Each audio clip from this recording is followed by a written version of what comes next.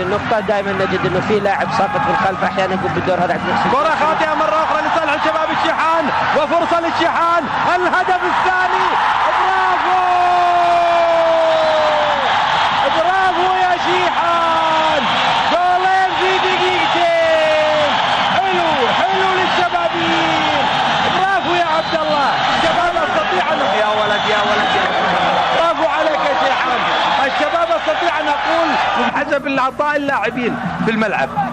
ايضا كما يختلف التفاعل مع الاهداف القويه غير السهله، الاهداف الثابته غير الكره الملعوبه. الشيحان يقود هجوم سريع جدا للشباب وفرصه لتسجيل هدف ثالث ولعبها جميله، وبالفعل عبد الله الشيحان يسجل هدفا ثالثا رائعا في مرمى داليا الصيني، يكاد يقضي على اعمال الصينيين. الخسران حلوه بالكعب الى الجلاصي، الى سالم سرور مع فهد سبيعي، مرر الكره الى الشيحان، سيطر عليها. حلو يا عبد الله، برافو.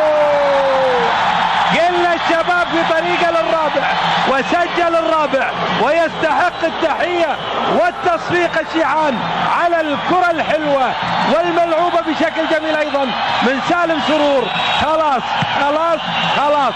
البطوله للشباب بدون جدال. الشباب 4 أهداف والشيحان يمتع ويبدع ويسجل 3